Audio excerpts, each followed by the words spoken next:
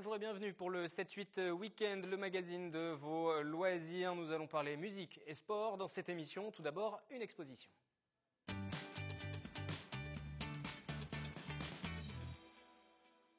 Et jusqu'au 8 février, l'espace de Cauville à Voisins, le Bretonneux accueille deux artistes. Une exposition conjointe entre Béatrice Levoyer, elle est sculptrice, et Claire de la Varenne, elle est peintre. Ce sont deux amies, une solide amitié artistique les unit. Catherine Zulato pour ce reportage sur des images de David Charpentier. L'une est sculptrice, l'autre peintre. Une solide amitié unit Béatrice Levoyer et Claire de la Varenne. La première est d'abord historienne avant de se former à la peinture sur décor et de réaliser des trompe-l'œil devenus des sculptures. J'ai toujours été très attirée par l'être humain. Dans toutes mes études d'histoire, ce qui m'intéressait, c'était beaucoup plus la vie de l'homme à travers l'histoire, donc à travers les guerres, etc. et autres. C'était pas du tout le plan stratégique. Béatrice Levoyer met en scène des tableaux de la guerre de 1870 réalisés par l'un de ses ancêtres, Alphonse de Neuville. C'est d'ailleurs l'une de ses réalisations qui touche le plus Claire de la Varenne. J'aime énormément tout ce qu'elle a tiré des tableaux d'Alphonse de Neuville. J'aime énormément toute la vie qu'il y a de ces petites scènes, tout ce qu'elle dit sur l'humanité de ces soldats. Et puis aussi, il y a tout un souci du détail. Claire de la Varenne, elle, a fait l'école du Louvre. Si elle parle aussi bien de son amie, c'est que la peintre aussi a le sens du détail.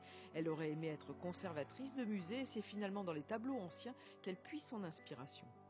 C'est la restauration de tableaux qui m'a donné envie de me mettre à la peinture. J'avais toujours beaucoup dessiné, j'ai toujours aimé faire des portraits. Et puis là, j'ai eu envie de me mettre à la peinture. Ça fait une peinture qui paraît très très ancienne, mais je me dis aussi que ce qu'on peut voir dans beaucoup d'expositions aujourd'hui, ça existe déjà depuis 100 ans. Alors après tout, pourquoi s'inspirer d'œuvres qui ont 100 ans, ou bien 200 ans, ou bien 300 ans, et c'est mon univers aussi. Les deux femmes se côtoient très régulièrement. Depuis 10 ans, elles exposent pour la 5e fois ensemble. On s'apporte toutes les deux un regard très différent.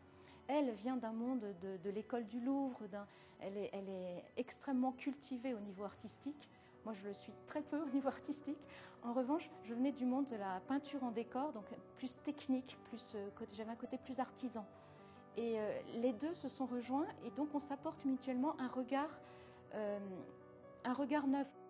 Et quand on demande à Béatrice de choisir un tableau de Claire, elle préfère s'orienter vers un paysage. C'est peut-être son petit tableau d'une scénette, c'est une forme très allongée, donc j'aime ce côté moins classique. C'est un paysage extrêmement harmonieux, ce qui la caractérise beaucoup, Claire. Une double exposition et une amitié artistique à découvrir jusqu'au 8 février à l'espace de Cauville à Voisins-le-Bretonneux.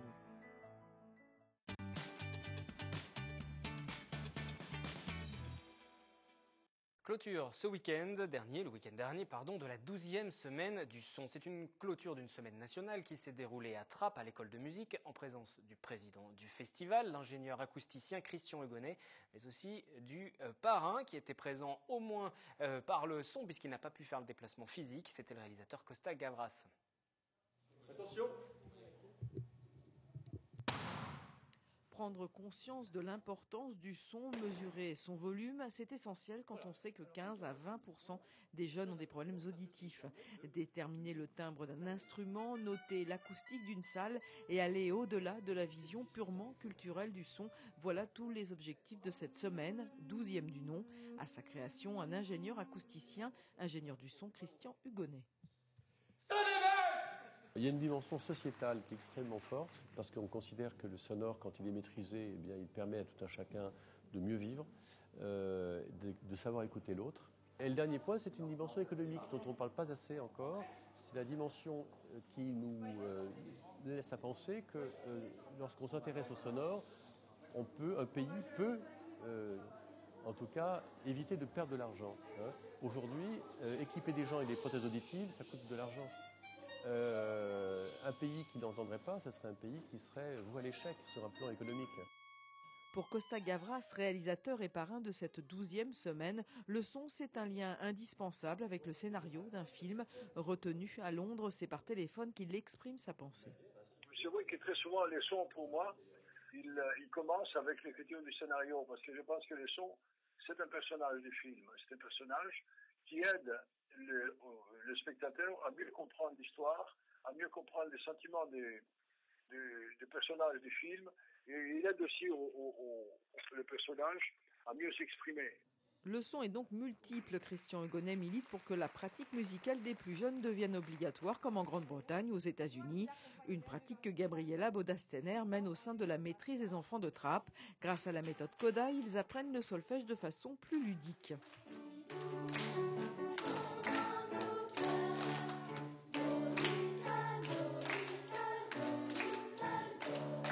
La maîtrise des enfants qui a offert un concert avec l'orchestre professionnel Manifesto, en résidence depuis 4 ans dans la commune. Un concert de clôture ici, tout un symbole.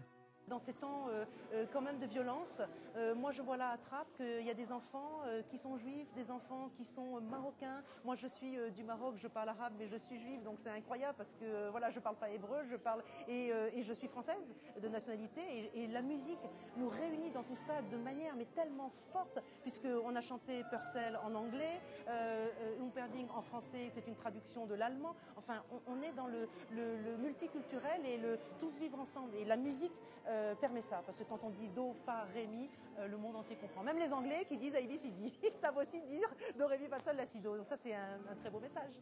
La musique est indispensable pour ceux qui ont du cœur. Son charme donne la vie à la sœur d'enfants qui cherchent le bonheur. Oh, c'est cet enfant qui cherche le bonheur. Un autre festival vient de se refermer durant 4 jours. Un festival d'art sacré était organisé. Une exposition était ainsi proposée sur des contes d'origine juive. Mélanie Poquet. Joseph avait une petite veste, mais à force de la mettre tous les jours, elle devint vieille. C'est l'histoire d'un vêtement qui diminue jusqu'à devenir une chanson. Et même sur le plan, il y a une petite morale, quoi. Ça veut dire que vraiment, même avec rien, si on veut avoir un regard positif, on peut avoir un regard positif sur les événements. Une clarinette, un simple dessin et une histoire.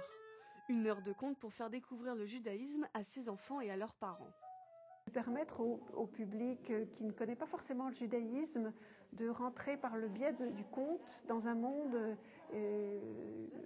qui s'ouvre de façon spontanée avec le conte. C'est un outil qui est très puissant, qui permet à chaque spectateur d'être d'emblée de plein pied avec les protagonistes du conte. Pour cet artiste classique, au départ, l'art sacré et la musique juive étaient une véritable découverte. L'art sacré est quelque chose d'extrêmement puissant, extrêmement important, parce que c'est une forme de prière pour moi. C'est-à-dire que lorsque je prie les psaumes avec ma clarinette et avec le texte hébreu, je suis prise par la musique, puisque c'est le même principe, c'est l'alternance d'un texte musical et d'un texte verbal. Seulement là, la musique, la clarinette se met à prier avec moi, et le texte est un texte d'une force, d'une puissance et d'une liberté qui sont stupéfiantes. Oui, c'était un très beau moment pour les enfants, non seulement pour les enfants et nous aussi les parents. Et un conte avec la clarinette, c'était vraiment très très bien. Pour les enfants, je trouve que c'était peut-être pas trop pour les plus petits, mais voilà, c'était un éveil à la musique. Je trouve ça super.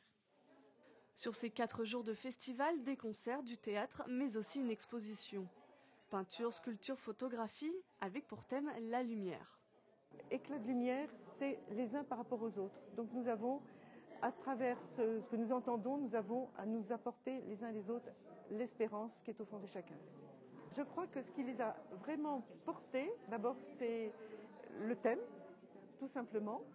Ils ont travaillé sur des versets de la Bible qui parlaient de lumière, et ils ont essayé de l'exprimer en vraiment se donnant à leur art en fonction de ce qui leur était demandé. Culture juive ou catholique, 4 jours pour découvrir que l'art sacré peut aussi s'adresser à tous.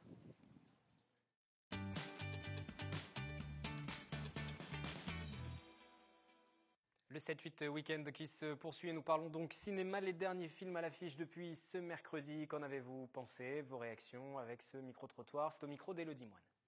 Ce film était terrifiant. Honnêtement, c'était angoissant. Ça jouait pas tant sur le sanglant, mais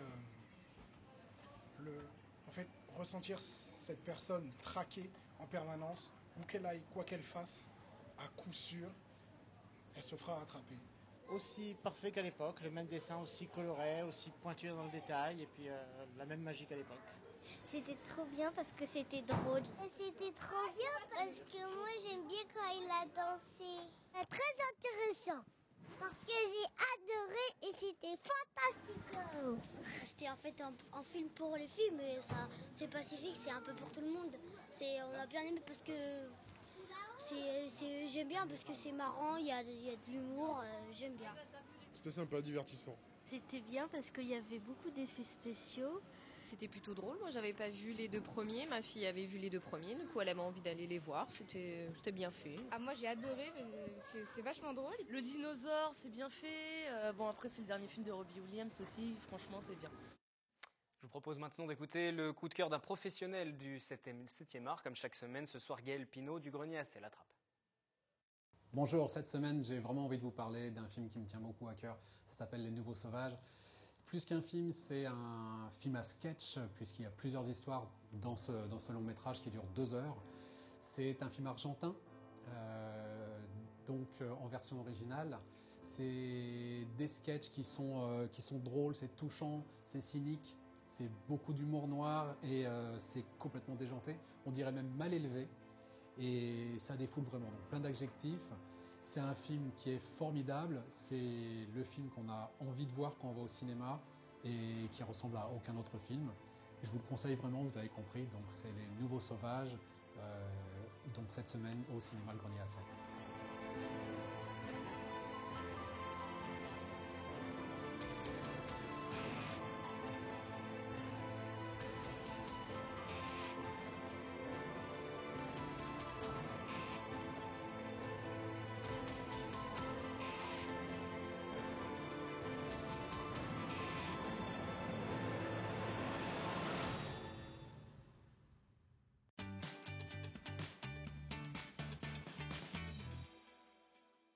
On va maintenant passer au sport. Michael Elmidoro, bonjour. Bonjour Wilfried. Bienvenue. Bonjour également à vos 2 invités avec qui on va parler judo et course d'orientation et canoë aussi et tout ça de nuit. Voilà.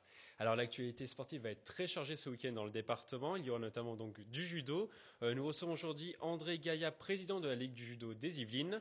Alors ensemble, nous parlerons du championnat de France de judo senior par équipe. Un rendez-vous programmé samedi et dimanche à Elancourt. À Elancourt, au Palais des Sports. C'est ça. Sur le département. Nous recevons également sur ce plateau donc Thibaut Grégory. Alors vous êtes chef de projet sur le Nocti Raid, donc un événement qui est organisé ce week-end dans la vallée de Chevreuse. À 21h samedi. C'est ça. C'est ça. Alors donc le rendez-vous proposera une course d'orientation, du VTT et du canoë et tout ça de nuit. De nuit. C'est ça. Alors mais tout de suite on commence par le judo. Alors donc c'est les championnats de France senior par équipe ce week-end. Alors est-ce que vous pouvez un petit peu nous parler donc de ce rendez-vous? Alors c'est un rendez-vous déjà aussi une première dans les Yvelines. Donc ça va être un bel événement. Donc toute la France, enfin toutes les équipes des différentes régions seront présentes. Donc il y aura à peu près 47 équipes garçons le samedi et 47 équipes filles le dimanche. Donc tout ça, ça va faire à peu près 480 combattants le samedi, 480 combattants le dimanche. Voilà, plus le public, plus les accompagnants. Donc je pense qu'on va faire le plein dans le Palais des Sports d'Elancourt qui a une capacité de 1100 personnes. Donc par la billetterie, on contrôlera quand même de rester dans les normes de sécurité. Voilà. Et c'est un événement qui se prépare bien en amont?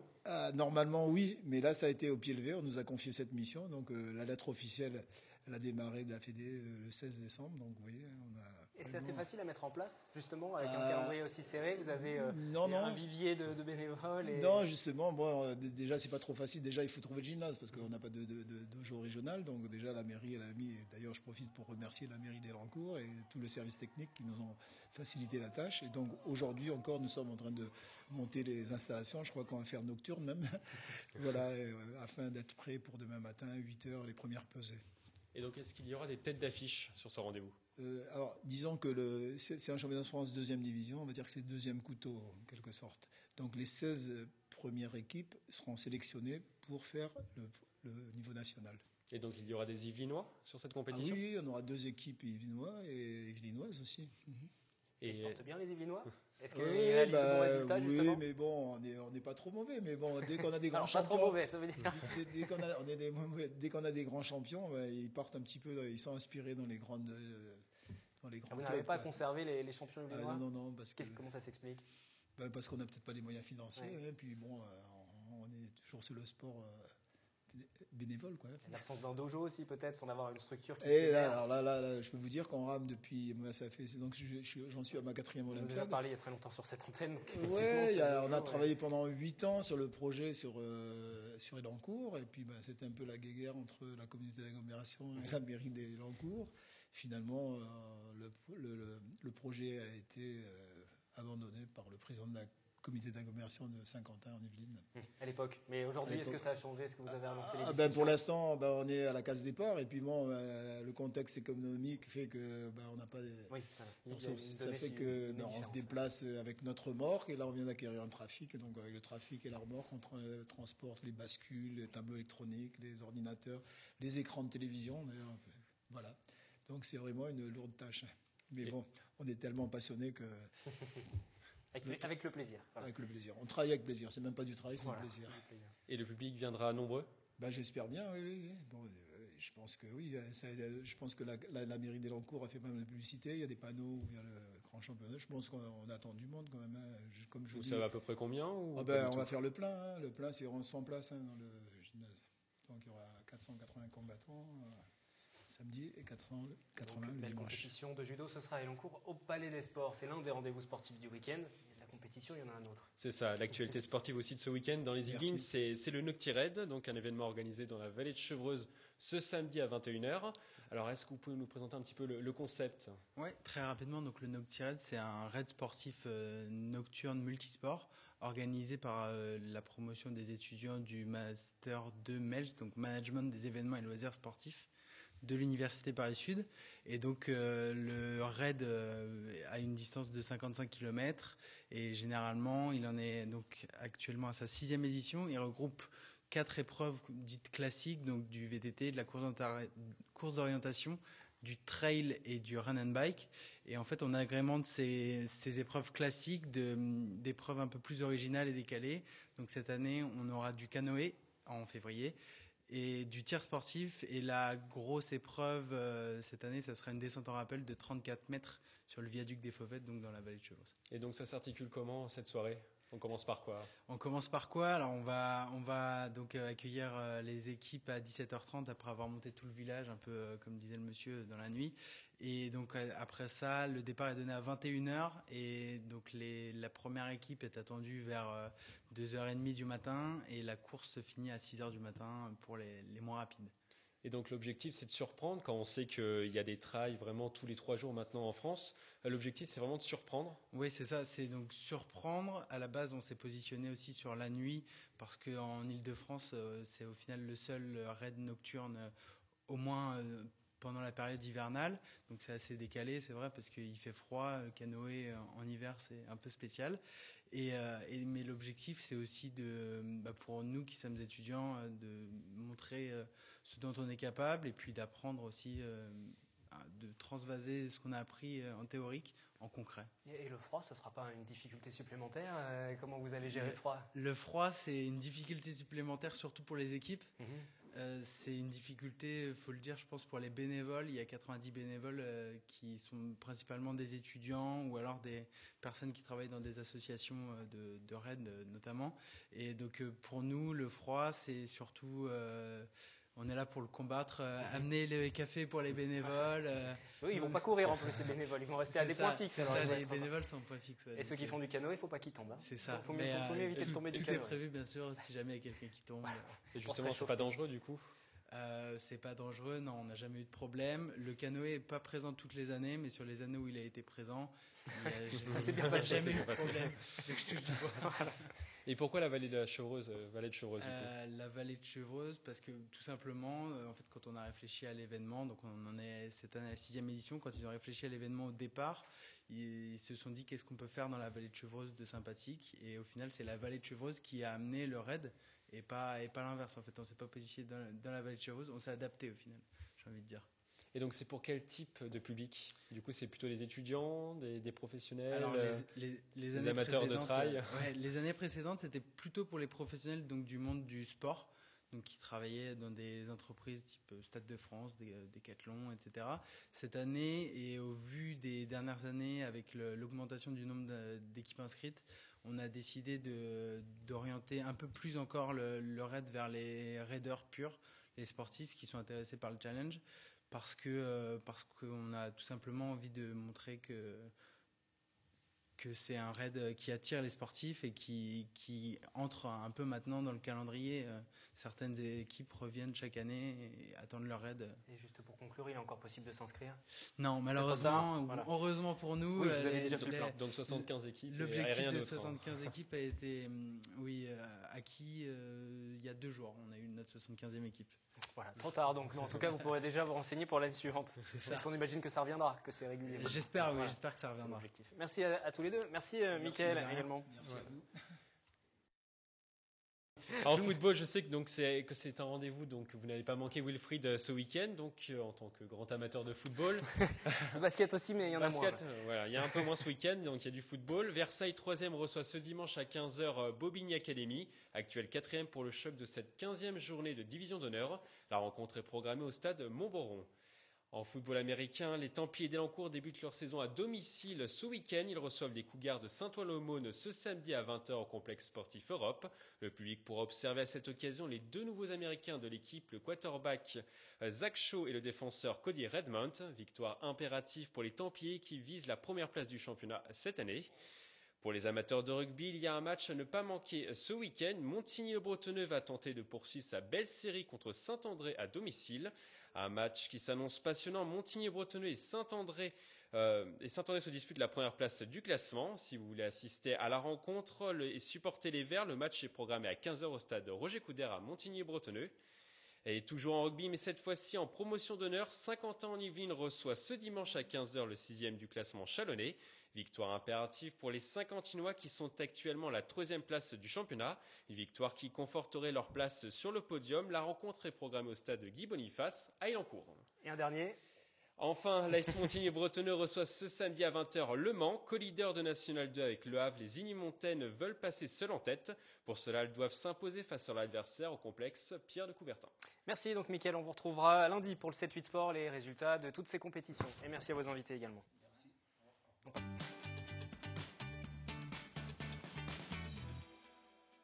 On termine donc avec un peu de rêve. Un voyage de Guyancourtois ont quitté la France cette semaine à destination de Buenos Aires. Ils sont munis de leur sac à dos et de leur vélo. Un couple qui a décidé de traverser l'Amérique du Sud pendant 8 mois. William, elle, les a rencontrés juste avant le départ. Donc voilà, Buenos Aires, Santiago, La Paz en Bolivie, Lima au Pérou, Quito en Équateur, Bogota et Carthagène en Colombie. 8 mois de voyage et 10 562 km à parcourir en vélo, c'est le projet fou de Pauline et Clément. Tous deux travaillaient dans le marketing et après 1 an de préparation, ils n'ont pas hésité à quitter leurs emplois pour réaliser leurs rêves. Le but, c'est vraiment de faire une coupure, de faire une sorte d'année sabbatique et un peu de faire le projet d'une vie, quoi. Quelque chose qu'on fera certainement jamais de nouveau, et donc d'en profiter au maximum et d'en tirer le maximum. Ouais, le genre de projet qu'on pourra raconter quand on aura 70 ans à nos petits-enfants. Enfin voilà, c'est clair que c'est une fois dans une vie. In Bike We Trust, ce sera la devise de ce couple de baroudeurs pour ces prochains mois. Et pour se faire connaître, ils ont même créé un site internet, une occasion de suivre leur périple.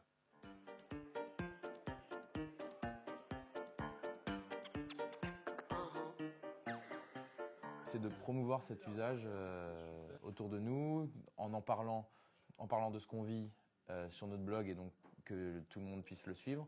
Et aussi en essayant un peu de dresser une sorte de panorama de l'usage du vélo qui est fait en Amérique du Sud. Une initiative saluée par plusieurs entreprises qui sponsorisent une partie de leur matériel. On a cette petite balise Spot donc qui va rassurer nos parents pendant les 8 mois.